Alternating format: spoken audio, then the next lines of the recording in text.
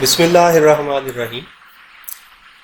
चले आए स्टूडेंट्स, क्योंकि हमारा माइक्रोसॉफ्ट वर्ड जो है वो कंप्लीट हो चुका है। तो अब हम लोगों ने अगला जो स्टार्ट करना है वो है माइक्रोसॉफ्ट एक्सेल। माइक्रोसॉफ्ट एक्सेल है क्या, किस लिए इस्तेमाल होता है, इसके बारे में आपको थोड़ा मैं तारफ़ करवाता हूँ। सबसे पहले आप लोगों ने हम लोग माइक्रोसॉफ्ट वर्ड एक्सेल जो है वो स्टार्ट करते हैं। ये एक्सेल जो है मैंने स्टार्ट कर लिया।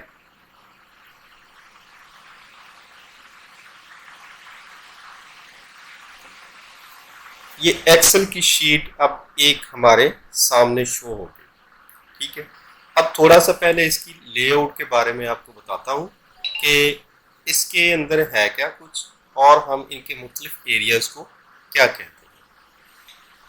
अब देखिए, सबसे पहले ये ऊपर वाली हेडिंग और ये सारा कुछ आपको तो तकरीबन उसी तरह जिस तरह माइक्रोसॉफ्ट वर्ड का था उसी तरह ही आपको नजर आ रहा है, लेकिन इसमें थोड़ा सा अब चेंज हुआ है, थोड़ी सी तब्दीली आई है। वो क्या आई है कि अब देखें कि इसके ये जो टैब्स हैं, यानी ऊपर वाला होम टैब के अंदर ये जो सब टैब हैं, इनमें थोड़ी सी तब्दीली है क्योंकि नया सॉफ्टवेयर है।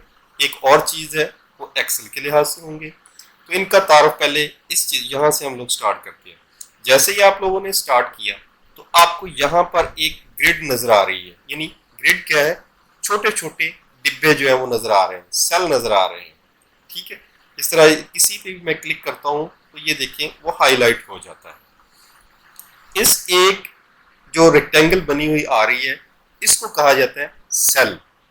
ठीक है, अब ऊपर आपको जो है वो ए बी सी नजर आ रही है। अब ए बी सी क्या है, ए बी सी जो नजर आ रही है ऊपर वो है कॉलम्स, यानी ये कॉलम नेम्स है। और इस तरफ आपको जो है वो काउंटिंग नजर आ रही है, यानी गिनती नजर आ रही है, सो जितनी भी है।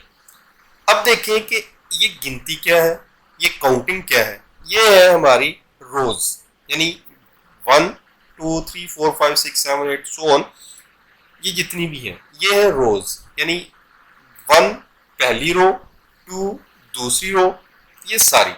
उसके बाद ये सेल, यानी अब देखें कि आप ई और इस तरफ से 6, ये थोड़े हाईलाइट नजर आ रहे हैं। क्यों हाईलाइट नजर आ रहे हैं, क्योंकि हम लोग जिस सेल के अंदर खड़े हैं वो हमें बता रहा है कि आप फलां कॉलम में और फलां रो में खड़े हैं, और ये बहुत ही ज़रूरी है। ये इसलिए मैं इस पे आपको आज लेक्चर बता रहा हूँ, लेक्चर दे रहा हूँ, और ज़्यादा जोर इसलिए दे रहा हूँ क्योंकि यही चीज़ हम लोगों ने आगे जाके इस्तेमाल करनी है। पूरे एक्सेल में ये एड्रेस जो है, सेल का एड्रेस जो है वही इस्तेमाल होना है। अब देखिए किसी और में जाते हैं तो वो शो कर देता है। ठीक है, अब ये ई है, डी है, जो भी कॉलम है और रो है, वो हमें बता रही है कि इस वक्त हम लोग कहाँ पे खड़े हैं, और इन दोनों के कम्बिनेशन यानी रो और कॉलम के कम्बिनेशन से ये सेल बनता है, और इसी को हम लोग कह देते हैं सेल एड्रेस। अब सेल एड्रेस क्या है वो कहाँ से हमें पता चलेगा, यहाँ पर आप देखें तो ये शो हो रहा है। ठीक है, जिसे हम लोग नेम बॉक्स भी कह देते हैं, ये चेंज भी कर सकते हैं हम लोग। लेकिन सेल एड्रेस जो है वो कॉलम और रो जो है इन दोनों के कम्बिनेशन से बनता है, यानी इधर से कॉलम देखें डी है, इधर से देखें तो 6 है रो। ठीक है, तो हमारे पास जो सेल एड्रेस आ रहा है वो है D6। ठीक है, किसी और पे करते हैं तो ये आ जाएगा G8, यहाँ पर भी शो हो रहा है। तो ये हमारे पास जो एक शीट नजर आ रही है, ठीक है, ये पूरी एक शीट है, इसको कहते हैं शीट। और जो हमारे ये फाइल होगी इसे कहते हैं वर्क बुक।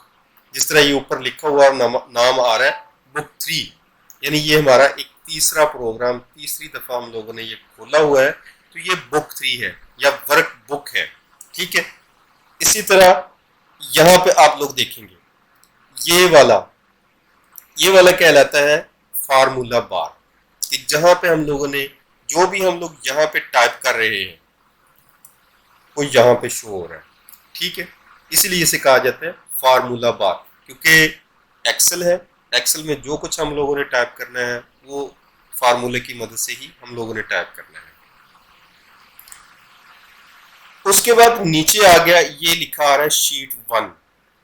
ठीक है, अब अगर हमने शीट बढ़ानी है तो इस प्लस पे करेंगे क्लिक, शीट 2, शीट 3, इस तरह जो है शीट्स बनती जाएंगी। काफ़ी सारी शीट्स हम लोग बना सकते हैं। ये शीट 1 के अंदर ये था, शीट 2 आ गई, शीट 3 आ गई। ये तो था थोड़ा सा इसका तारुफ कि ये किस मकसद के लिए है, यानी कि माइक्रोसॉफ्ट एक्सेल जो है ये है क्या, यानी इसकी लेआउट का इंट्रोडक्शन था। अब असल में ये होता कहाँ पे इस्तेमाल है, माइक्रोसॉफ्ट है क्या, माइक्रोसॉफ्ट के बारे में अगर आपको कोई पूछ ले कि व्हाट इज माइक्रोसॉफ्ट, माइक्रोसॉफ्ट है, माइक्रोसॉफ्ट एक्सेल है क्या, व्हाट इज माइक्रोसॉफ्ट एक्सेल और व्हाट इज एक्सेल, तो आप लोगों ने बताना है कि एक्सेल असल में एक स्प्रेडशीट प्रोग्राम है। स्प्रेडशीट मीन यानी कि ये टेक्स्ट और इंटीजर टाइप्स जो हैं, ठीक है, उन ग्रिड्स को आप कम्बिनेशन है कि जिसमें हम लोग जो है वो बना सकते हैं। एक टेक्स्ट भी हो गया, इंटीजर्स भी हो गए, नंबर्स भी हो गए, फार्मूला भी हो गया, उन सबको मिक्स करके लिख सकते हैं, वो एक शीट बन जाएगी स्प्रेड शीट जो है। और ये इस्तेमाल क्या होता है, कहाँ पर होता है, इसे हम लोग जो है वो ज़्यादातर इस्तेमाल करते हैं ग्राफ्स बनाने के लिए, बजट्स बनाने के लिए, डाटा को सॉर्ट करने के लिए, टेक्स्ट कैलकुलेट करने के लिए। आखिरी बात जो मैं एक ही कहता होता हूँ कि एक्सेल जो है वो जितने भी मैथमेटिकली यानी हिसाबी काम है, चाहे वो अकाउंटिंग से रिलेटेड है, चाहे वो बुकशॉप है, कोई भी हिसाबी काम है, कोई भी मैथमेटिकली काम है, वो हम लोग माइक्रोसॉफ्ट एक्सेल में बड़े ही इजीली आसान तरीके से हल कर सकते हैं।